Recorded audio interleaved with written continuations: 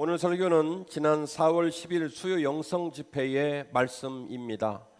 1년에 몇 차례 제가 수요 영성 집회나 다른 메시지를 전했던 말씀을 주일 오전에 다시 선포하는 경우가 종종 있는데요. 그 말씀은 그만큼 중요하다는 것입니다. 엊그제 예수를 믿은 사람이나 올해 예수를 믿은 사람이나 한 번 말씀을 들은 사람은 두 번 들어서라도 이 말씀의 의미와 이 말씀의 가치를 다시 한번 녹여내야 될 필요성이 있을 때에 다시 한번 말씀을 증거하게 됩니다. 그래서 오늘 말씀 굉장히 중요한 말씀이라고 제가 지금 강조를 하고 있는 입장이고, 여러분께서도 그 말씀을 목사님이 얼마나 긴장이 되시고 중요하면 저렇게 말씀을 하실까 하는 마음으로 집중해서 말씀을 들으시고, 그 말씀이 우리 모두에게 큰 위로와 큰 회개와 큰 결단의 말씀이 되기를 주의 이름으로 축원합니다. 다소 식상한 이야기인 것 같은데요, 오늘의 교회와 성도는 왜 빛을 잃어버렸고 능력을 잃어버렸을까요? 옛날의 교회는 지금보다 더 못 살았고 힘들었습니다. 세련되지 못했고 신학적인 깊이도 그렇게 깊지는 않았습니다. 그러나 수많은 험산질고의 문제들이 교회를 엄습하고 성도들을 엄습했다 할지라도 눈 하나 깜빡하지 않고 그 모든 고난을 이겨냈던 것이 우리 선배들의 믿음이셨는데, 지금은 조그만 바람 앞에서도 흔들려가고 갈 길을 잃어버리는 어이없는 믿음을 가진 우리들의 민낯을 생각할 때에 오늘의 교회와 오늘의 신자들은 왜 능력을 잃어버렸을까 지극히 많이 고민되는 문제인 줄로 믿습니다. 이해가 나요? 수많은 주장과 수많은 해석이 가능하겠지만은 제가 생각할 때 가장 핵심적인 원인은 죄와 싸우지 않는 성도들과 죄와 싸우지 않는 교회 때문이라고 믿고 있습니다. 성경은 오직 사랑 이야기로 가득 차 있습니다. 제 이전 설교 말씀을 드렸던 것처럼 성경 66권을 꽉 짜면 단어가 하나밖에 안 나온다고 그랬죠. 그게 뭡니까? 바로 사랑입니다. 그 사랑을 말씀하고 있는 요한복음 3장 16절 말씀은 이렇게 말합니다. 하나님이 세상을 이처럼 사랑하사 독생자를 주셨다. 이 독생자를 주셨다는 얘기는 마실 보냈다는 얘기가 아니에요. 소풍 가가지고 우리하고 악수 몇 번 하고 오라고 보낸 게 아니라는 얘기입니다. 당신의 아들 독생자 예수를 보냈다는 얘기는 이 땅에 인간의 몸을 입으시고 십자가의 그 모진 모욕과 고난을 다 당하시고 나중에 물과 피를 다 쏟으시고 목숨까지 선물로 줘야 했던 그 어마어마한 고난의 길이 사랑의 증거였습니다. 하나님의 세상을 이처럼 사랑하사 독생자를 줬다. 그 말은 당신 하나뿐인 독생자 예수를 그 죄의 대가인 제물로 값없이 주셨다는 것이 하나님의 사랑입니다. 왜 그렇습니까? 로마서 말씀이 기록하고 있는 것처럼 모든 사람이 죄를 범하였으면 하나님의 영광에 이르지 못했고, 그들의 욕심에서 출발한 죄는 욕심이 죄를 낳고 죄가 장성한즉 사망을 난다 하였으니 죄의 대가는 죽지 않으면 결판이 나지 않고 죽지 않으면 해결이 될 수 없으니 당신의 아들까지라도 주셔서 그 아들이 우리의 죄를 위하여 죽기까지 내어주심으로 이 땅에 우리 모든 사람을 살리신 겁니다. 지금 제가 말씀드린 전체적인 윤곽이 한마디로 말씀드리면 그게 바로 사랑입니다. 하나님이 사랑하시다는 의미, 하나님이 사랑하시다는 행위의 구체적인 가치가 바로 그것입니다. 당신의 아들의 목숨까지도 내어주셔서 우리를 구원하신 것이 그 하나님의 위대하신 사랑인 줄로 믿습니다. 왜 그렇습니까? 바로 그렇지 않고서는 절대로 죄의 문제를 해결할 수 없었기 때문에 그랬던 것입니다. 죄를 선포하지 않고 그 죄에 대한 자각을 잃어버린 사람과 공동체는 마치 죽은 자와 같습니다. 아직은 죽지 않았지만 죽어가고 있는 중이고, 아직은 목숨이 붙어있지만 그 사람의 눈빛과 그 사람의 마음은 마치 죽은 자와 같다고 저는 믿습니다. 죄와 싸우지 않는 사람, 죄를 용납하고 죄를 거절하고 죄와 싸우지 않는 그 교회는 죽은 교회요, 죽어가는 신자와 같다고 저는 생각을 합니다. 오늘날의 교회가 세상을 닮은 이유는 죄인이 있어서가 아니고, 죄인이 많아서가 아니고, 죄를 용납하는 사람과 죄와 싸우지 않는 신자와 교회들이 속속들이 늘어나고 있기 때문이라고 저는 믿습니다. 세상에는 우리 인생의 벗돌도 죄인이지만 교회 안에 들어와 있는 우리도 죄인입니다. 제가 오늘 유아 세례를 위하여 흰백색 가운을 입고 있지만 저 스스로의 이 가운 뒤에 숨겨진 저도 죄인이고, 여러분 모두도 죄인인 줄로 믿습니다. 교회가 거룩한 빛을 내지 못하고 교회가 영광을 드러내지 못하는 이유는 교회 안에 죄인이 많아서 그런 게 아니에요. 원래 교회는 천국이 아니라 말하자면 천국의 출장소 정도 되겠어요. 여기서 천국의 모델하우스를 보고 여기서 천국을 소망하고 여기서부터 죄인의 자리와 어그러진 불순종의 자리에서 하나님의 나라를 향해 뚜벅뚜벅 걸어가고 있는 중일 뿐, 여기는 아직 천국이 아닙니다. 천국을 소망하고 그 천국의 은혜가 이곳에 있기를 간절히 원할 뿐이죠. 그래서 하나님의 교회는 원래 죄인이 있는 것이 맞습니다. 그러나 교회가 왜 빛을 잃어버리고 교회가 왜 능력에 서지를 못할까? 그것은 죄인이 교회에 있어서 그런 것이 아니라 그 죄를 용납하는 사람들 때문입니다. 그 죄와 절대로 싸우려고 하지 않는 신자와 교회 때문에 교회가 빛을 잃어버렸다고 저는 믿습니다. 오늘은요, 어린이 주일이에요. 그럼 제가 설교를 어떻게 하냐면, 어린이는 하나님의 선물입니다. 어린이는 미래의 소망입니다. 기뻐하십시다. 뽀송뽀송 이렇게 설교해야 돼요.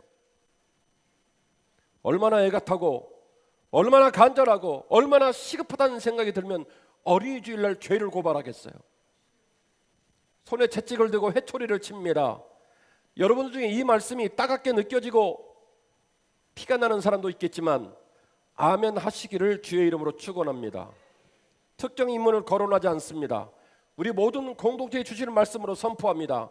받는 강도가 다르고 그 말씀을 이해하고 그 말씀을 내 말씀으로 받는 입장들이 다르겠지만 간절히 바라기는 우리 모든 사람이 강도의 차이가 있을 뿐, 이 말씀 앞에 등을 돌리거나 이 말씀은 내 말씀이 아니고 지금은 최건사가 옆에 있는지 모르겠지만 박사가 들어야 될 말씀이지만 이런 헛된 생각하지 않기를 원합니다. 이 말씀은 오늘 이 시간 나에게 주는 말씀이신 줄로 믿고 이 말씀을 아멘으로 받으시기를 주의 이름으로 축원합니다. 첫 번째로, 반드시 나의 죄와 싸워야 내 영혼이 사는 줄로 믿습니다. 중요한 말씀이라 따라서 하시기를 청합니다. 반드시 나의 죄와 싸워야 내 영혼이 삽니다. 기억하십시오. 주님은 죄를 용서하시는 분이시지 죄를 용납하는 분이 아니십니다. 죄의 삭은 사망이요 주님은 이 죄 때문에 죽으셨습니다. 그러므로 우리를 죽이는 죄를 고발하시는 주님의 음성이 이 아침에 우리 귀에 들려져야 할 줄로 믿습니다. 오늘 보면은 많은 설교자들을 통해서 한없는 주님의 용서를 강조하는 용례로 쓰입니다.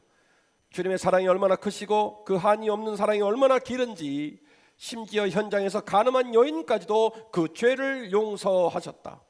그래서 오늘 보면은 이 주님의 한없고 끝없는 용서를 강조하는 용례로 수많은 설교자들의 입을 통하여 선포되고 있는 말씀입니다. 그러나 제가 보는 오늘 본문은 오히려 주님께서 한 여인의 죄를 한없는 사랑으로 용서하셨지만 그 용서의 이면에는 거꾸로 죄를 고발하고 계시다는 말씀을 여러분에게 전하고 싶습니다. 오늘 말씀을 두 번만 더 읽고 세 번만 더 읽고 오늘 말씀의 중요한 의미를 조금만 더 헤아릴 수 있다면 오늘 본문은 죄를 용서하시는 본문이시자 죄를 고발하시는 본문이라는 사실들을 여러분 꼭 기억하셔야 될 줄로 믿습니다. 오늘 본문에 등장하는 사람들에게는 두 가지의 아이러니가 있습니다. 첫 번째 아이러니는 오늘 본문에 등장한 수많은 군중들, 그 군중들은 현장에서 죄를 지은 여인을 율법이라는 잣대를 가지고 이 여인이 죄인이라는 걸 정확하게 식별해냈고 그 죄에 대한 대가가 돌에 맞아 죽는 거라는 처형 방법까지 정확하게 이해를 해서 이 여인을 끌고 왔습니다. 그러나 그들은 지금 당장에 명백하게 죄를 짓고 그 죄가 노출되어진 한 여인의 죄는 정확하게 간파를 했지만 자신들은 죄를 보지를 못하고 있습니다. 또 하나, 이 본문을 2000년이라는 시간이 지난 후 오늘 2019년도 5월 첫 주에 이 복판에서 이 본문을 보고 있는 또 다른 무리, 오늘 본문에는 돌을 들고 있는 무리가 나오고 그리고 이 본문을 읽고 있는 독자들인 우리도 또 다른 무리가 되겠습니다. 이 무리들은, 이 성경을 읽고 있는 독자는 예수님의 끝없는 죄사함을 명분으로 우리들의 죄를 보지 못하는 우를 범하고 있다는 것을 여러분에게 강조해서 말씀을 드리고 싶습니다. 오늘 본문의 말씀은 오늘 본문의 말씀에 복판에 드러난 한 여인의 죄를 통하여 우리의 죄를 보아야 정확히 보는 겁니다. 그 여인의 죄를 용서하시고 그 여인의 죄를 용서하는 과정에 나타나신 주님의 훈육과 가르침이 오늘 우리의 가슴에 떨어져야 비로소 우리가 진짜 예배자가 된 것이고 진짜 주님의 아들과 딸이 됐다고 저는 믿고 있습니다. 반드시 나의 죄와 싸워야 우리 영혼이 살게 된다는 것을 여러분 꼭 기억해 주시기를 주의 이름으로 축원합니다. 내가 나의 죄와 싸우지 않으면 죄는 먼저 나를 죽이고 더 나아가 남도 죽입니다. 오늘 본문의 내용은 이렇습니다. 한 여인이 현장에 간음을 했고요, 간음한 여인을 일련의 무리들이 끌고 왔어요. 그리고 율법의 기준에 의하여 말합니다. 이 여인의 처형 방법은 돌로 때려 죽이는 것이다. 정확하게 이해를 하고 있습니다. 그런데 그들 중에 누구도 이 여인의 죄가 간악한 죄이고 돌에 맞아 죽어야 된다는 얘기는 하고 있지만 자신이 보이지 않는 그 음습한 자리에서, 개인적인 프라이버시한 자리에서 얼마나 수많은 죄의 종류와 얼마나 강도 높은 죄의 복판에 자기가 주인공이었는지 말하는 자도 없고 그 사실을 깨닫는 자도 없습니다. 이것이 죄를 보는 신자들의 어그러진 태도입니다. 죄라고 하는 것은요, 남의 죄를 발견하고 남을 정죄하고 남을 판단하기 위하여 여러분에게 주신 선물이 아니라는 걸 기억해야 돼요. 죄에 대한 자각과 그 죄에 대한 자각으로 이루어지는 회개의 사역은 다른 누군가를 판단하고 다른 누군가의 죄를 정죄하라고 우리에게 주신 기준이 아니라는 거예요. 항상 모든 죄는 그러기에 주의 말씀 앞에 설 때마다, 십자가 앞에 설 때마다 그 모든 죄는 나의 죄를 바라보는 죄이어야 합니다. 아멘을 세 사람밖에 안 하는 것은 이미 여러분의 풍습 가운데서 상당한 심리적 저항이 있다는 거예요. 그러나 제 마음대로 할 거예요. 설교 끝날 때까지 아멘이 나오기만을, 설교 끝날 때까지 쓰라리고 아파도 말씀 앞에 부복하는 역사가 일어나기를 저는 간절히 소원합니다. 죄는요, 그 죄가 고발당하고 그 죄가 선포될 때에 민망하고 낯뜨겁고 어렵지만, 목사님 맞습니다, 주님 맞습니다, 저 말씀과 저 말씀의 회초리는 나를 위한 말씀입니다라고 아멘으로 쏟아져야 진짜 신자가 맞는 겁니다.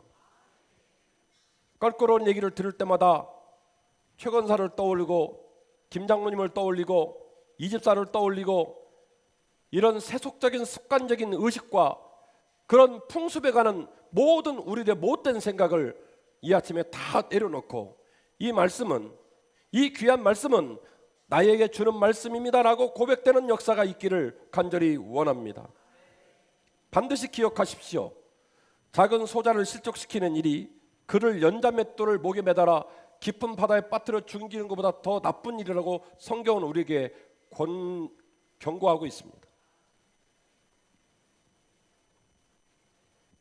또 다른 성경은 우리에게 이렇게 말씀하셨습니다. 네가 예물을 들고 성전으로 예배를 드리러 갈 때에 너와 불화한 사람이 떠오르거든 그 예물을 멈추고 그 예물을 내려놓고 그에게 쫓아가 그와 불화한 문제를 풀고 나서 비로소 예배를 드려라. 오늘날의 신자들의 신앙이 얼마나 표리부동한지, 교회에서 20년 30년을 보내고도 우리가 왜 믿음 안에서 아름다운 향기를 못 내는지, 우리의 뱃속이, 우리의 삶이 죄로 범벅되어 있음에도 불구하고 예수님보다 내가 먼저 앞서가고 예수님의 이름보다 나의 이름을 높이고 있음에도 불구하고 도무지 그것이 얼마나 죄스러운 일이고 얼마나 불경한 일이고 얼마나 가슴 아픈 일인지를 미처 깨닫지 못하고 여전히 내가 주인 되어 사는 신자들 때문입니다. 모름지기 초신자가 교회에 등록을 하면 10년 선배, 20년 선배인 믿음의 선배들에게 감히 고개가 수그려지고 존경과 흠모하는 마음이 생겨야 하거늘 오늘날의 교회는 그런 현상이 다 사라졌어요. 나는 엊그제까지 세상에 살았지만 교회에 들어와 보니 나나 당신이나 도진 개진이요. 당신이 10년 예수를 믿었다 하지만, 당신이 20년 이 교회를 섬겼다 하지만 당신의 언어와 당신의 마음과 당신의 삶의 태도가 조금도 세상 사람과 달라지지 못한 모습을 나는 보니 내가 당신에게서 흠모할 만한, 존경할 만한 무엇도 발견하지 못하고 있어 라고 말하는 일들이 교회에서 비일비재하고 있습니다. 나는 죽고 예수로 사는 것, 그것이 진짜 신앙입니다. 교회에서 출신이 다르고 배움이 다르고 성향이 다른 모든 사람이 모여서 무슨 일을 하든지 그 결과물이 아름다운 향기를 내고 아름다운 열매를 맺고 모든 사람에게 평강을 줄 수 있는 일은 모든 사람이 예수 그리스도의 영광을 도높이고 나는 낮추고 나는 숨기는 사역을 통하여 그 아름다운 열매를 맺을 수가 있는 겁니다. 어떤 헌물을 하고 어떤 헌신을 하고 어떤 수고를 했다 할지라도 그 모든 과정을 통해 내 이름을 드러나고 내가 주인공 되고 싶고 내가 주도권을 행사하고 싶어하는 마음이 인간적인 마음이긴 하지만 세상에 사던 풍습과 세상의 율례와 법도를 교회 안에서도 그대로 하고 싶어하는 그 성향을 그대로 유지하고 있는 교회는 이미 마시간 교회예요.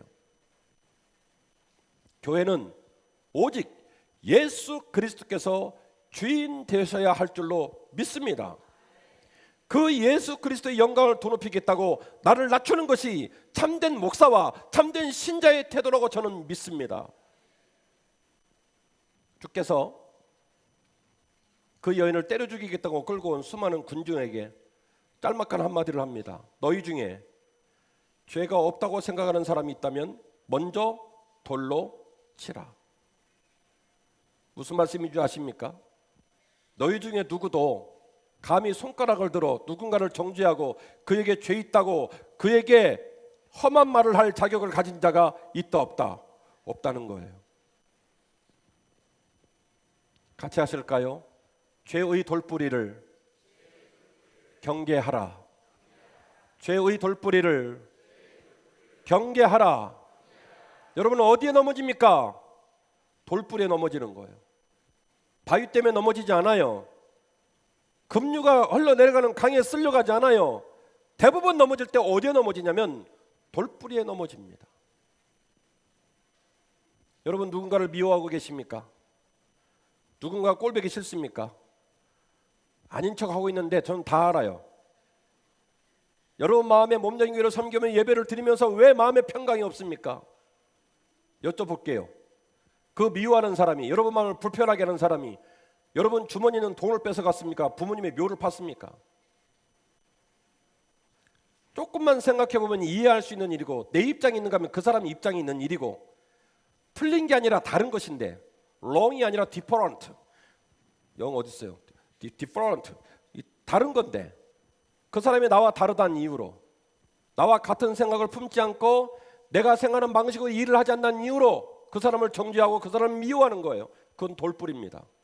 생각해보면 내 안에 그보다 더 많은 죄가 있고 내 안에 그보다 더 많은 심리적인 잘못된 생각과 잘못된 소통 방식에 관한 허물이 내 안에 더 많이 있음에도 불구하고 내 눈에 있는 들보는 보이지 않고 남의 눈에 있는 티끌만 보이면서 모든 관계를 어그러뜨리고 모든 교회의 자리를 슬프고 비참하고 행복하지 못한 자리로 살아가면서 오늘 우리가 예배를 드리고 있지는 않습니까? 한빛교회가 건강한 교회 되기를 원합니다. 한빛교회가 생명 있는 교회가 되기를 원하고 한빛교회가 예수 그리스도의 평강이 깃든 교회가 되기를 원합니다. 여러분의 이름을 내세우지 마십시오. 여러분이 주인 되시지 마시기를 원합니다. 그것이 주방이든 그것이 주차장이든 그것이 아이들을 가르치는 자리이든 그것이 챔버 오케스트라이든 그것이 할렐루야 찬양단이든 어느 자리가 됐든지 주님의 영광을 드높이는 자리가 되기를 원합니다. 왜 여러분이 갑이 되고 싶고 왜 여러분이 주인공 되고 싶고 모든 일을 할 때 왜 여러분 방식으로만 일을 하려고 하십니까? 왜 여전히 교회 안에 이런 계속 가슴 아픈 일들이 진행이 될까요? 내가 안 죽기 때문에 그래요. 내 삶을 뒤집어엎는 계기를 못 만났기 때문에 그런 거예요. 자기 의지와 자기 방식과 자기 뜻대로만 모든 일을 하려고 하는 거예요. 그렇게 하시고 집에 가서는 아들을 못 이기잖아요. 집에 가서는 딸 못 이기잖아요. 제가 너무 직설화법으로 말하고 있나요? 여러분이 직접 낳으신 딸 하나도 못 이기면서 아들도 못 이기면서 왜 남은 그냥 보기만 하면 이겨먹으려고 하십니까? 그건 비겁한 거예요. 있는 그대로 존중해주고 그렇다고 해서 지금 들으면서 고소해라 누구 생각난다 그러면 안 된다니까요. 오늘 말씀은 누구에게 주는 말씀이라고요? 나에게 주는 말씀이에요. 하다못해 휴지 하나를 줍다 할지라도, 찬양을 하고 모든 일을 한다 할지라도 내 이름 내세우면 안 돼요. 예수님보다 내가 앞서면 안 돼요. 예수님보다 내가 주인 되면 안 되는 거예요. 그건 세상적인 갑질입니다. 언제 어디서 무슨 일을 하든지 주님이 기뻐하시는 방식과 주님의 마음으로, 주님께서 원하시는 일들로 그 일을 해드릴 때 그곳에 살아나는 거예요. 좀 지면 어때요? 좀 양보하면 어때요? 좀 맞춰주면 어때요? 그게 내 집에 있는 물건이 아니잖아요. 그 일을 해서 내가 내 돈을 챙겨오는 상황이 아니잖아요. 같이 일을 해서 우리가 도모하는 영광은 예수 그리스도의 영광 아닙니까? 같이 해서 우리가 행복하기를 원하는 건 나의 행복이 아니라 우리 공동체의 행복이 아닙니까? 일을 해놓고 욕을 얻어먹고, 일을 해내서 결과물을 내놨는데 많은 사람이 힘들어하고, 그것은 교회에 온당한 일하는 방식이 아니에요. 기독교적인 정신은 동기의 순수성을 아주 중요하게 생각합니다. 과정의 신실함을 매우 중요하게 생각합니다. 세상에 일하는 방식은 모르 가도 서울만 가면 되고, 꽝 잡는 게 매라는 것이 세상의 방식인지는 모르겠으나 교회마저도 그런 방식으로 일을 하고 교회마저도 그것이 옳다고 말하는 건 그건 진짜 교회가 아닙니다. 하나님의 방식과 하나님의 가치관은 동기의 순수성을 매우 중요하게 생각하고 과정의 신실함을 매우 중요하게 생각합니다. 원래 생각했던 목적지에 다다르지 못한다 할지라도 그 동기가 순수하고 그 과정이 신실했다면 박수 쳐줄 수 있는 여유가 있어야 됩니다. 수단과 방법을 가리지 않고 결과물을 내고 어떤 방식으로든지 일을 해내기만 하면 된다는 식의 생각은 담임 목사도 동의할 수가 없고 우리 교회가 지향하는 일하는 방식이 아닙니다. 간절히 선포합니다. 여러분의 개인적인 예배가, 우리 공동체의 모임이, 우리 교회 모든 성도들의 힘쓰고 애씀의 방향이 인간적인 방식과 사람을 내세우는 방식이 아니라 예수 그리스도를 내세우는 방식이 되기를 주의 이름으로 축원합니다. 죄의 돌뿌리는 아무것도 아닌 것 같지만 우리를 넘어지게 하고 그 넘어지는 우리의 행보는 다시는 앞으로 나아가지를 못합니다. 내가 넘어지고 난 후 다른 사람을 또 넘어지게 하기 때문에 그렇습니다. 너희 중에 죄 없는 자가 먼저 돌로 치라. 주님 말씀하시는 거예요. 내 눈에는 너희 모든 자들이 죄의 경중의 차이만 있을 뿐 모두가 죄인이기 때문에 죄를 고발당할 때에 회개하고 낮아지고 부드러워지고 믿음으로 살면 되는 것이거늘 왜 지금 이 순간에도 누군가를 정죄하느라 시간을 다 보내고 네 안에 은혜를 담아내지 못하고 있느냐고 오늘 주께서 여러분에게 직접 하시는 말씀이 아멘으로 다가오시기를 주의 이름으로 축원합니다.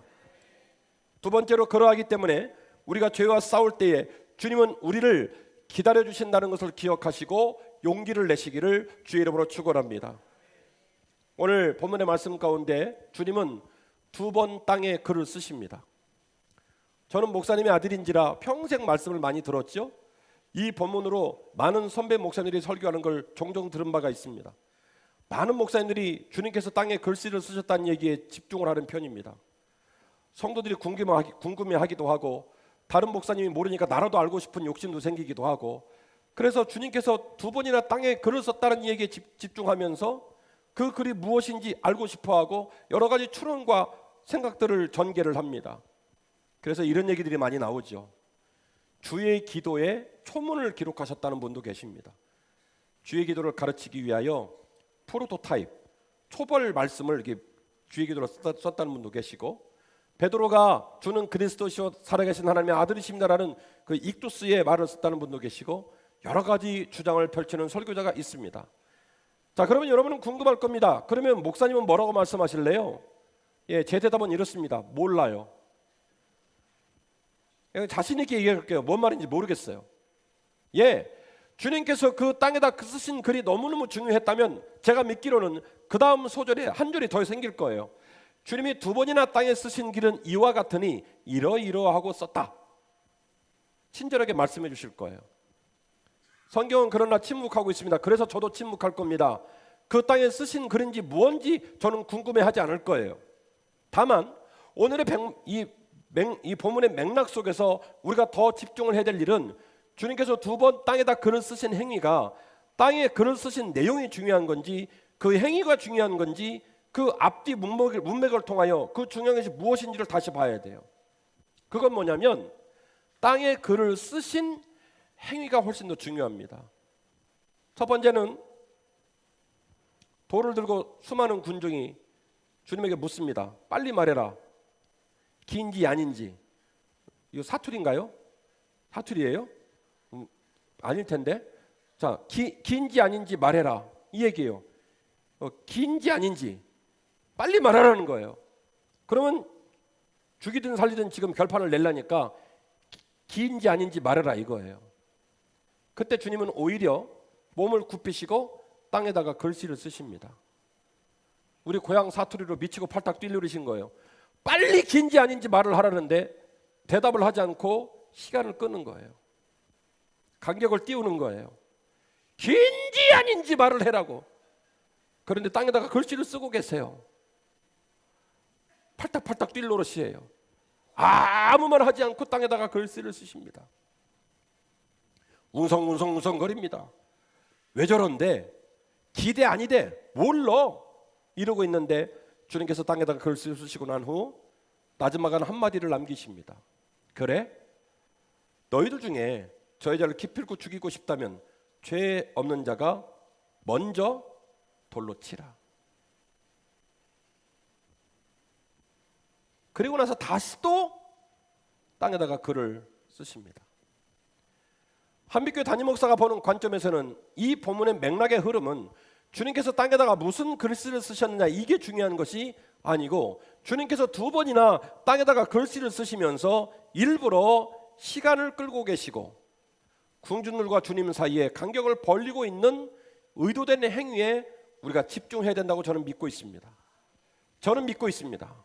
주님께서 이 본문의 말씀을 통하여 범죄하고 깨지고 부족하고 한없이 부족한 그 무리들을 여전히 용서하시고 그들을 달리 살리시고 그들이 믿음으로 온전히 설 수 있는 기회를 그 하나님의 그 놀라운 사랑의 끝없는 사랑의 그 기회를 다시 무리들에게 선물로 주고 계시다는 거예요. 극적인 사랑의 선물이 바로 주님의 땅에 글을 쓰시는 의도된 행위였습니다. 그 시간은 기다리는 시간입니다. 그 시간은 기회를 주는 시간입니다. 그들이 그 말씀 앞에 반응하여 죄와 싸울 수 있는 기회를 그들에게 주신 겁니다. 오늘 설교만큼 아멘이 안 나왔을까요? 그러나 저는 주님께서 오늘 말씀을 통하여 여러분 마음을 두드리고 있다고 믿습니다. 여러분이 주의 일을 한다는 명분으로, 교회 일을 한다는 명분으로, 십자가의 이름으로 주의 이름으로 얼마나 많은 사람의 가슴을 아프게 했고 얼마나 많은 공동체를 슬프게 했는지 돌아보셔야 됩니다. 지극히 작은 자 한 사람을 실족시키는 것이 그 사람 목에다가 연자 몇 돈을 매달아 깊은 바다에 빠뜨리는 것보다 더 나쁜 거라고 말씀하신 주님 말씀을 왜 못 들은 척 하십니까? 네 눈에 있는 대들보는 보지 못하고 남의 눈에 있는 티끌을 보느니라. 용서를 구하고 회개하고 은혜 가운데 거하고 네 마음에 평강이 없이 끊임없이 누군가의 대립각을 세우고 미워함의 시간을 보내는 모습이 너무너무 애처롭다고 말씀하신 주의 음성이 왜 지금 여러분 귀에 안 들립니까? 주님께서 오늘 말씀을 통하여 회개를 촉구하시고 죄 앞에 다시 서야 될 사실을 촉구하시고 그리고 그 선물을 주신 후 우리를 기다리고 계십니다. 일어날 수 있기를, 죄와 싸우기를 지금도 기다리고 계십니다. 제 주장을 타당한 주장으로 지원하고 있는 본문을 소개합니다. 9절 말씀입니다. 그들이 이 말씀을 듣고 뭐라고 써 있습니까? 양심의 가책을 느껴. 주님의 그 짧으신 말 한마디가 그들의 가슴을 후벼 팠습니다. 그들의 가슴에 있는 민낯을 드러나게 했습니다. 손에 돌을 들고 그 사람 죽이려고 했는데 느닷없는 주님의 말 한마디에 감추어지고 숨기고 싶었고 등 돌렸던 각자의 가슴에 있었던 죄의 민낯을 그들이 발견하게 되었습니다. 그들이 양심의 가책을 느껴 어른으로 시작하여 젊은이에 이르기까지 하나씩 나갔다고 기록하고 있습니다. 이 본문은 제가 해석하기로는 중의적 표현입니다. 어른이라고 하는 말은 성숙한 사람, 인성이 준비된 사람, 말하면 말 좀 알아듣는 사람, 젊은이는 직관적인 삶을 사는지라 열정 가운데 행동이 먼저 앞서는 사람이여 어른에 비하여 비록 깨닫거나 도전을 받거나 그가 일어나 싸울 수 있는 시간에 대한 부분이 어른에 비하여 비록 단차를 갖고 있다 할지라도 본문의 말씀은 그래서 어른으로부터 젊은이에 이르기까지 하나씩 단체로 돌을 내려놓는 게 아니라 느닷없이 깨달아 돌을 다 집어던진 게 아니라 한 사람씩 돌을 던지고 나가기 시작했다는 거예요. 그리고 오늘 본문의 하반절의 말씀을 보시면 주님이 언제까지 기다리셨냐면 그들 중에 마지막 사람이 돌을 내려놓고 떠나기까지 눈도 없으시고 귀도 없으시고 벨도 없으신 것처럼 침묵으로 일관하시면서 그들을 기다려주셨다는 것을 우리는 본문의 말씀을 통해 깨달을 수가 있습니다.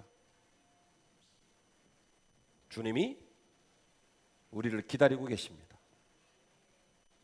오늘 본문에 말하고 있는 것처럼 어른으로부터 젊은이에 이르기까지 하나씩 돌을 내려놓고 그들이 그 자리를 떠났다고 말하고 있는 것처럼 마지막 사람이 일어나 싸우고 마지막 사람이 죄를 고발하고 마지막 사람이 자신의 죄를 고발한 그 상태에서 믿음으로 살기를 작정한 그 마지막 순간까지 주님은 끝까지 죄와 싸우는 우리를 기다려주고 계십니다.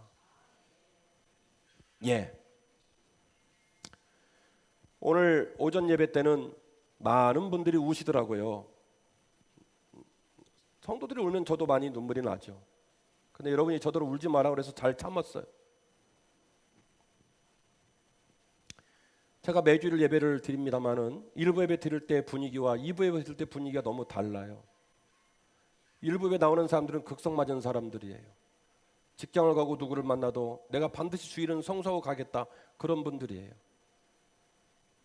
주의 일에 열심히 봉사하느니라고 아침 일찍 나와서 예배를 드리고 봉사하는 사람들이 1부 예배를 드려요. 그래서 그 말씀을 묵상하고 그 말씀을 마음에 담아내는 강도가 굉장히 달라요. 오늘 말씀을 듣고 있는 여러분들이 오늘 말씀을 얼마나 심각하게 또 오늘 말씀을 얼마나 여러분에게 외통수로 받아들이고 있는지는 모르겠으나 그러나 저도 기다리고 그리고 주님도 기다리고 계시고 있다는 것을 기억해 주십시오. 좀 늦을 수 있습니다. 반응의 강도와 속도가 다른 사람보다 다를 수 있습니다. 그러나 주님이 그러셨던 것처럼 저도 기다릴 겁니다. 바쁘고 힘든 세상 일상의 삶 속에서 내가 시간을 구분하고 내가 이 교회를 내 교회로 고백하여 지금도 이 예배당에 앉아 있습니다. 그런데 왜 여러분 평강이 없으십니까? 왜 감사가 없으십니까? 왜 사랑이 내 입술과 마음에서 쏟아져나지 않습니까? 도대체 누가 어떻게 춤을 추면 여러분 마음이 흡족하시겠습니까? 저는 우리 교회가 행복한 교회가 되기를 원하고 평강이 깃든 교회가 되기를 원하는데 우리 중에 누군가의 의지와 누군가의 라이프 스타일에 맞춰져서 행복한 것이 아니라 오직 예수 그리스도로 말미암아 행복하기를 원하고 오직 예수 그리스도의 가르치심으로 평강이 깃들기를 원합니다. 교회의 머리신 예수 그리스도가 진짜 머리가 되시고 그 예수 그리스도의 말씀 앞에 보복하는 신앙의 정신이 우리 모두에게 있기를 간절히 원합니다. 죄와 싸우십시오. 일어나십시오. 여러분 가슴에 있는 죄를 토설하시고 여러분이 죄 속에서 언제가 양심의 화인 맞아 다른 사람의 죄는 너무너무 잘 보지만 내 죄를 보지 못했던 우리들의 영적 불감각을 오늘 말씀을 통하여 십자가의 거룩한 피로 말미암아 모두 다 깨끗이 씻겨지시고 그 죄가 드러나고 죄와 싸우겠다는 결심이 우리 모두에게 있기를 주의 이름으로 축원합니다. 말씀의 결론입니다. 주님의 은총은 죄와 싸울 수 있는 소중한 기회인 줄로 믿습니다. 예수께서 일어나사 여자 외에 아무도 없는 것을 보시고 이르시되 여자여 너를 고발하던 그들이 어디에 있느냐? 너를 정죄하는 자가 없느냐? 대답하되 주여 없나이다. 그러냐 나도 너를 정죄하지 아니하노니 가서 다시는 죄를 범하지 마라. 여러분 저 포함해서 살다 보면요 사람을 미워할 때가 종종 있어요. 그리고 살다 보면 꼴보기 싫고 마음에 안 들고 불편하다고 느껴지는 공동체와 자리가 너무나 많아요. 근데 여러분에게 묻습니다. 주님의 눈에 여러분은 어떤 모습일까요? 주님이 여러분을 보실 때, 주님이 여러분을 보실 때 여러분이 어떤 모습일까요? 꽃일까요? 향기일까요? 저는 이 생각만 하면 눈물이 나요. 우리 집사람하고 20년을 살았습니다. 꼬셔갖고 결혼할 때는 겁나 사랑해 줄 거라고 그랬거든요. 엄청 괴롭히고 힘들게 하고, 자식이 안 생길 때는 자식 달라고 기도하면서 자식을 주면 회초리 한번 들지 않고 험한 소리 한번 하지 않고 주님의 거룩한 마음으로 자식을 기를 거라고 기도는 겁나 잘했거든요. 과연 내가 자식을 그렇게 섬겼을까? 우리 부모님이 계시지 않았다면 어떻게 우리가 이 세상에 있겠어요? 나이 들어가시고 힘없어진다는 이유로 그 부모님을 얼마나 함부로 대했을까? 목사 입장에서 본다면 부흥회를 다니면서 너무너무 성숙하고 좋은 신자를 많이 보거든요. 그러면 제가 섬기는 양들을 보면서 볼멘 소리가 나오고 섭섭할 때도 있어요. 그러나 한 가지 깨닫는 것은 어디 가서 얼마나 좋은 신자를 봤다 한들 그 신자는 내 신자가 아니에요. 제가 사랑하고 섬길 분은 여러분밖에 없거든요. 누가 뭐라고 해도 여러분이 저를 사랑해 주시고, 누가 뭐라고 해도 우리가 손잡고 남은 인생 살아갈 살이거든요. 여러분은 목사를 어떻게 생각하시는지, 여러분은 한빛교회를 어떻게 생각하는지, 여러분 지금 옆에서 예배를 드리고 있는 믿음의 동역자들을 어떻게 생각하는지 묻고 싶습니다. 얘야, 너 정죄하는 사람 있냐? 예수님 한 사람도 안 남고 다 갔어요. 그래, 나도 너를 정죄하지 않겠다. 이게 주님의 마음이에요. 곤벽변 죄를 짓고 씻을 수 없는 죄의 모습이 너에게 있다 할지라도 오늘 이후로 내가 없던 일로 할게.